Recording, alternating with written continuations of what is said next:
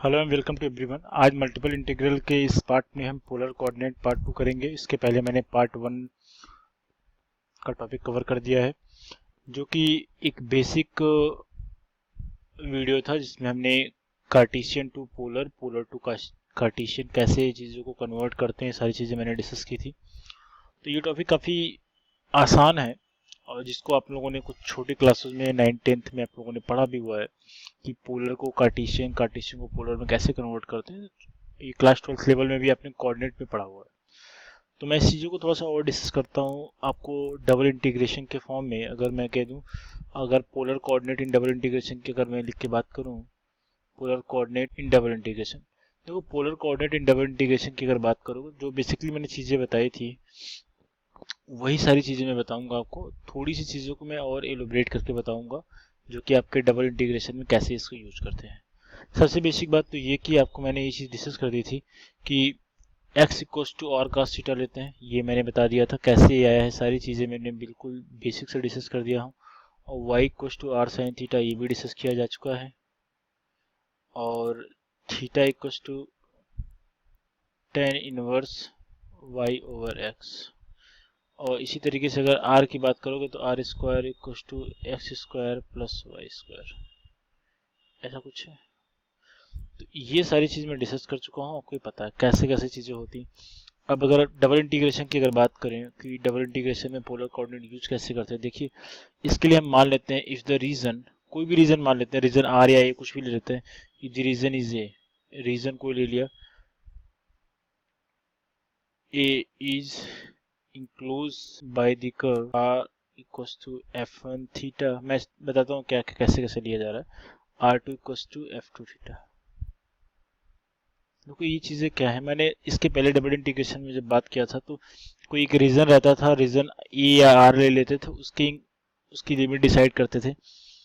तो और थीटा की वैल्यू देखो मैं समझा भी देता हूँ क्या क्या चीज़ें होती हैं। आर और थीटा के टर्म में बात कर रहे हैं तो अल्फा ले लेते हैं और थीटा इक्वल टू ले लेते हैं बीटा। ये चीज़ कंफर्म है। देन क्या हो जाएगा, जो हम फाइंड आउट करते हैं, एरिया फाइंड आउट जो करेंगे, तो ये ऐसा कुछ लिखते हैं। ए आपका रीजन रहेगा और फंक्शन क्या है, F of X Y D X D Y. ये मैंने इसके पहले डिस्कस किया है डबल इंटीग्रेशन के टर्म में जब बात कर रहा था, इसके पहले का ही वीडियो था। इतनी चीज़ें तो आपको पता है कि डबल इंटीग्रेशन रीजन ए में एफ ऑफ एक्स वाई जो फंक्शन रहता था उसको डी एक्स डी वाई रखते थे। ये सारी चीज़ें, इस पर हमने वॉल्यूम और एरिया दोनों कंसीडर किया था। अब देखिए अगर हम पोलर कोऑर्डिनेट के टर्म में बात करेंगे तो सब कुछ वही रहेगा। आपका यही चीज़ रहेगा, F of R theta, R comma theta, और ये मान लो एरिया में डी ए ले लिया। तो कुछ याद रखना, जब यहाँ पे x था यहाँ पे y था तो ये dx और dy के टर्म में होता था, ठीक है। और जो आपका ये लिमिट होता था ये भी dx और dy के x और y के टर्म में होते थे, ठीक है। क्योंकि ये r और थीटा है इसलिए लिमिट आपको r और थीटा के टर्म में होंगे, और ये जो dA गिवन है यहाँ पे r और थीटा के टर्म में आने चाहिए, ठीक है। तो इस चीज़ को अगर लिखा जाए तो अभी यही लिखते हैं इसको, आर और थीटा के टर्म में लिखेंगे तो इसको ऐसा भी लिखा जा सकता है, are D theta D are, ऐसा लिख सकते हैं। और अगर थीटा के टर्म में और आर के टर्म में अगर लिमिट को पुट करके अगर वैल्यू को सॉल्व करने के लिए जाएं तो हमने थीटा इक्वल टू, सपोज के लिए थीटा इक्वल टू में क्या माना था, अल्फा टू बीटा, फिर अगेन क्या है, और f1 थीटा, ये f2 थीटा, ये r की वैल्यू है, ये f of r comma theta, ये r के रिस्पेक्ट में तो dr कर लीजिए, और इसके बाहर आप चाहें तो डी थीटा कर लीजिए, क्योंकि लास्ट में थीटा के रिस्पेक्ट में क्या करना पड़ेगा, इंटीग्रेट करना पड़ेगा। इतनी चीज़ें समझ में आ गई। ये कैसा क्यों हो रहा है समझ में आ रहा है बात, सारी चीज़ें। एक चीज़ और याद रखिएगा, जो हमने यहाँ पे डी ए लिया था ना, अगर x के रिस्पेक्ट में या y रिस्पेक्ट में होता तो ये D X comma D Y होता मल्टीप्लिकेशन के फॉर्म में। लेकिन जब ये r और थीटा जब रहेगा फंक्शन हमारा, तो ये r D R D theta या डी थीटा डी आर, ऐसा ये रहेगा, आपको इतना चीज़ पता रहना चाहिए।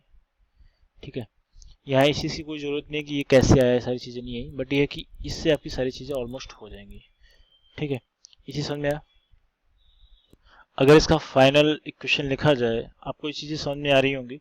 अगर इसको फाइनल क्वेश्चन अगर आर रीजन या फिर ए रीजन अगर मान के लिखा जाए, अगर आर रीजन या ए रीजन मान लो, तो F of are comma theta, ये आपका फाइनल इक्वेशन आ रहा है are D theta into D R, ऐसा कुछ आ रहा है। एक तो आपने ये लिख लिया, आपका ये मेन ये इक्वेशन आएगा। एक इक्वेशन और क्या आएगा मैं आपको डिस्कस कर देता हूँ। एक इक्वेशन जो फाइनल पूरा लिमिट के फॉर्म में अगर लिखोगे तो क्या हो जाएगा, ये थीटा 1 और ये थीटा 2। आप थीटा की वैल्यू कुछ भी ले सकते हो, ये क्वेश्चन पे डिपेंड करता है। मैंने यहाँ थीटा 1 थीटा 2 रख लिया। अब आर के फॉर्म में लिखोगे तो क्या लिख सकते हो, are equals to F1 theta और ये F2 theta.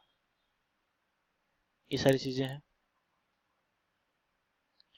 R comma theta D are. ठीक है, ये बात समझ में आई। अगर आपको इतनी चीजें समझ में आ रही तो एक्चुअल में जो फाइनल हमारा इक्वेशन होगा, ये एक्चुअल में ये लिखा जाएगा लिमिट के साथ। आपका एक्चुअल जो लिमिट रखा जाएगा ये यही रहेगा। ये बात समझ में आई। तो इस सब का यूज करके आप क्वेश्चन, कोई भी क्वेश्चन आपका दिखेगा तो आपको पोलर कोऑर्डिनेट में क्वेश्चन करने होंगे तो आपको ऐसे ही करना पड़ेगा। मैं आपको थोड़े से बेसिक एग्जांपल और दिखा देता हूँ कि इसको चेंज कैसे करते हैं। अगर नोट में अगर आपको लिखूँ मैं, जो बाउंड्री कंडीशंस होते हैं, अगर हमने कह दिया बाउंड्री कंडीशंस फॉर इलिप्स, कोई भी कंडीशन ले सकते हैं। मैं आपको केवल एक एग्जांपल दिखा रहा हूँ जिससे आपको चीजें समझ में आएगा। इलिप्स के लिए लिख दे रहा हूँ, इलिप्स। इलिप्स का इक्वेशन में पता क्या होता है, इलिप्स का जो इक्वेशन एक्चुअल में होता है वो क्या होता है, x square by a square और y square by b square equal to क्या होता है, 1 होता है। ठीक है, तो अगर इलिप्स के लिए क्वेश्चन लिखा जाए, फर्स्ट कंडीशन अगर लिखा जाए तो क्या हो जाएगा, X square over A square plus Y square over B square equal to क्या होता है, 1 होता है। अगर अब इसको हम पोलर कोऑर्डिनेट में चेंज करना चाहें तो एक्स इक्वल टू क्या होता है, X equal to R cos theta and Y equal to क्या होता है, आर साइन थीटा, है ना। तो अगर इस सब चीज़ों को रखा जाए, अगर dx और dy की वैल्यू की बात करें, x y के टर्म में तो गिवन है, तो dx dy की वैल्यू की बात करना पड़ेगा। तो क्या हो जाएगा, a dot B R D theta D R, ये चीज़ें आएंगी। अभी चाहे को, इसका मतलब ये हो गया जहाँ पे, ठीक है, तो ये सारी चीज़ों को आप डायरेक्टली इसमें रख के इसको पोलर फॉर्म में चेंज कर सकते हैं। अगर क्वेश्चन कभी भी अगर आपको दिखता है, अगर ये तो ये समझ में आ गया बात, ये कभी कभी आपको सर्कल के इक्वेशन के फॉर्म में गिवन रहेगा तो वो भी चीज़ें आप देख सकते हैं। कभी कभी क्या होता है, अगर मैं सेकंड पॉइंट अगर इसमें नोट में लिखाऊं तो क्या हो जाएगा, अगर हमने कहा हाउ टू फाइंड थीटा, अगर मैं आपसे कह दूं how to find theta, how to find theta, तो सारी चीज़ें बिल्कुल स्टेप वाइज चल रही हैं। अगर हमने एक आपको इक्वेशन बना के ऐसे ही दे दिया, जो क्वेश्चन में कभी कभी ऐसे रहता ही है, X equals to A to B हमने कह दिया और y equals to F1 x, ये F2 x है, y की वैल्यू है। ठीक है, और हमारा जो फंक्शन है fx y के ही फॉर्म में, ये dx dy, ये ऐसा कुछ है। तो अगर फर्स्ट लिमिट की अगर बात करें, लिमिट तो कैसे लिमिट सॉल्व करते हैं, अगर लिमिट सॉल्व की बात करेंगे, अगर मैं लिमिट सॉल्व कैसे करते हैं, तो सबसे पहले आप ये मान लोगे, पुट कर लेते हो x equals to R cos theta and y equals to R sine theta, y equals to R sine theta.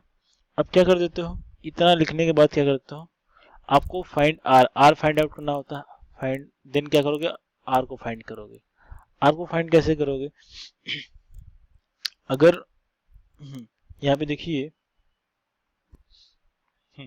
तो कोई भी अगर देखो, हमें x equals to R cos theta पता है और y equals to R sine theta पता है। ठीक है, इसमें हम क्या कर देते हैं, x इक्वल्स टू कोई जो वैल्यूज रहती है क्वेश्चन में, x की जो वैल्यू गिवन रहेगी या फिर y की जो वैल्यू गिवन रहेगी, y की जो वैल्यू गिवन रहेगी कोऑर्डिनेट के टर्म में, जो वैल्यू सपोज b गिवन है, इन दोनों को इक्वेट करेंगे। इक्वेट का मतलब आपस में बराबर करके थीटा की वैल्यू फाइंड आउट करेंगे। अगर हमने कह दिया, सपोज कर लिया आर कॉस थीटा कुछ हमारा क्या था, x था, x की अगर कोई वैल्यू रखोगे तो कॉस थीटा की वैल्यू क्या आ जाएगी, कॉस थीटा की वैल्यू आ जाएगी, सपोज a रखा तो a बाई आर आ गया, थीटा की वैल्यू क्या हो जाएगी, cos inverse a by are.